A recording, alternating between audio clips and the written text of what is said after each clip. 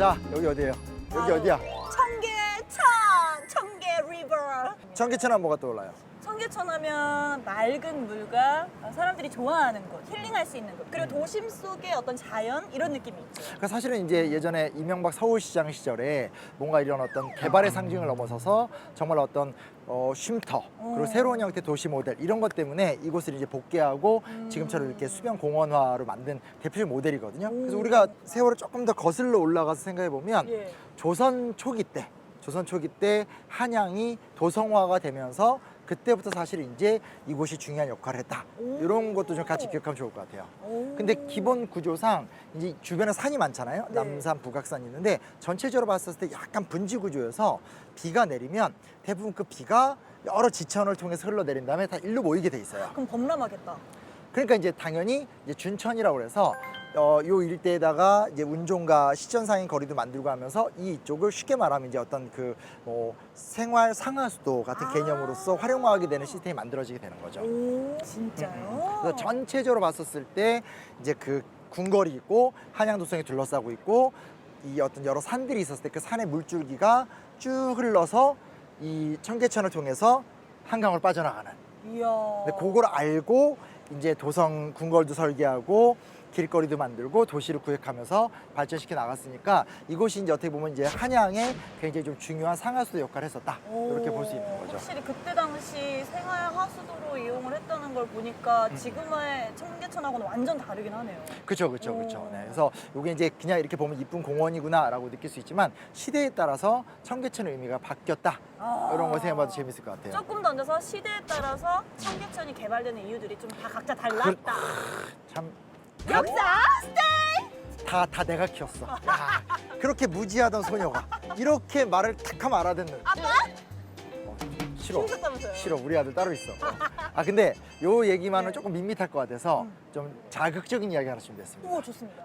저기 스토리 하나 써 있거든요. 가서 보면서 얘기하죠. 가보시죠. 네.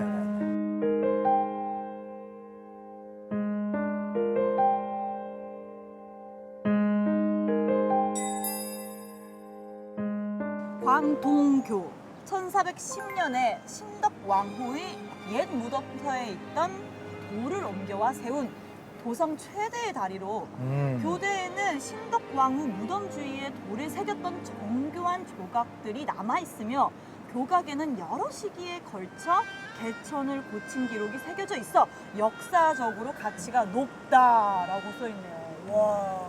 갑자기 지금 막 그 신덕왕후와 태종 얘기가 나오잖아요. 그러게요. 신덕왕후가 누구냐면 그거는 선덕 여왕은 익숙한데. 아직 많이 가르쳐야 되겠구나.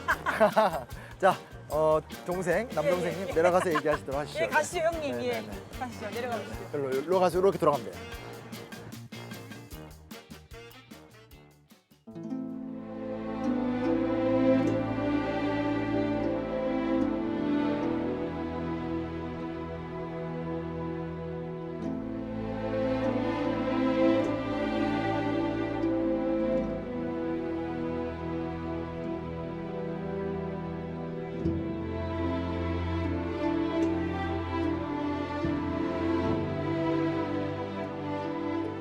이게 이제 그 당시 왕릉에 쓰였던 돌들이에요. 문양이 엄청 좋잖아요. 돌도 크고.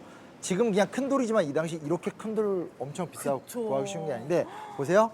돌도 거꾸로 박아놨어. 어머 말도 안 돼. 요것도 저것도 그렇고. 그러면 약간 이제 상징적으로 좀 조롱하는 뜻의 의미. 그러니까 일종의 이제 사후 보복이다라고 와. 많이 해석을 하죠. 물론 반대편의 많은 학자들이 이런 그러니까 정확하게 그런 목적 때문에 했다라는 근거는 없다. 또 그리고 당시 돌이 귀했기 때문에 어떤 그 돌을 재활용하는 방안이었을 수도 있다. 에이, 제가스의 의미가 아주 확실한데요. 그러니까 제가 이렇게 얘기하면 다들 제 말을 안 믿는데 여튼 이제 학자는 신중해야 되니까. 아, 그렇죠. 그래서 이제 실제로 이제 중립적인 의견은 너무 좀 이렇게 좀 태종을 나쁘게 몰고 가는 거 아니냐라는 그쵸, 비판도 그쵸. 있는데 근데 이제 아무리 제가 이런 얘기를 하더라도 대부분의 분들은 의도적으로 한 것 같다. 근데 저는 조금 그냥 한편으로 이렇게 치우쳐서 생각을 해봐도 감정적으로만 생각을 해봐도 뭔가 본인의 어머님은 조선이 건국되는 것도 보지도 못하고 그쵸, 돌아가셨는데 그쵸, 그쵸. 아버님의 계비분과 이렇게 친한 모습 보고 이러면 되게 감정적으로 힘들으셨을 것 같아요. 네. 역시 권력이 붙는다. 아닙니다. 저는 아닙니다만 F의 입장으로 좀 입장을 이렇게 공감을 해보자면. 친태종파. 예, 아니 뭔 소리 하시는 거예요? 다 끊어!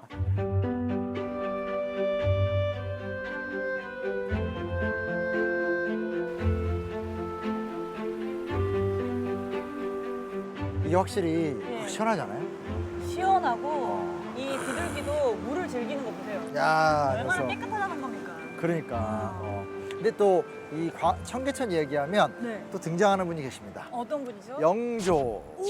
들어보셨죠? 아, 영조가 등장해요? 왜 아직까지 제 머릿속에 자꾸 이순재 할아버지 생각나는지 모르겠지만 왜 이렇게 영조. 그게 어. 조선 후기니까 네. 조선 후기가 되면 사실은 도성의 인구가 엄청 늘어나요. 오. 그리고 상행위도 굉장히 활발해지게 되고 하니까 아주 쉽게 말하면 이 생활 하수 오. 뭐 이런 게 다 이제 이곳에 몰려들게 되고 또 어차피 도시도 발전하지만 이제 계속 시간이 오래 흐르면서 뭐 각종 모래톱 같은 것도 쌓이고 하면서 이 청계천이 심각하게 오염이 돼요. 그럴 수밖에 없겠다. 그래서 영조 때 준천이라고 그래서 이렇게 가면 안 된다라는 생각이 들어서 이곳에 이제 켜켜이 쌓인 오물이나 이제 모래톱이나 이런 것들을 다 걷어내면서 이 기능을 다시 또 이렇게 활성화시켰던 뭐 이런 업적이 또 최근에 이렇게 청계천이 좋아지니까 사실 그동안은 이렇게 영조 이야기하면서 별로 하던 이야기가 아닌데 어. 그런 얘기가 또 최근에 많이 회자가 됩니다. 역시 영조. 지금까지는 조선에 대한 이야기를 많이 그렇죠. 했는데 좀 근현대로 넘어와서 네. 그 일제강점기 뭐 전과 후 그 시절을 이야기를 좀 해보고 싶거든요. 그러니까 그때는 아주 쉽게 이야기하면 이 일대에 대한 어떤 이런 생태적이거나 자연적 경관에 대한 가치를 생각하지 못했고, 네. 그래서 사실은 이제 일제 강점기 때는 쉽게 말하면 경인선을 통과해서 이제 용산을 거쳐서 서울까지 오게 되는 어떤 도로를 개발하고 이 일대에 일본인들이 정착하기 위한 정책들 이런 게 좀 포커스에 맞춰져 있었고요. 그리고 이제 해방된 다음부터는 사실은 이제 잘 알다시피 한국 전쟁 겪었죠, 분단됐죠, 너무 힘들었잖아요. 그러니까 60, 70년대 때 최고의 과제는 산업화. 잘 살아보세. 잘 살아 네. 보세. 뭔 하천이야? 하천보다 길을 하나를 더 뚫어야지. 나라가 발전해야지. 길 하나만 뚫는 게 중요한 게 아니라 밑에 길을 뚫고 위에다가 또 하나 도로 놓으면 2차선 길에 4차선이 되는 거잖아요.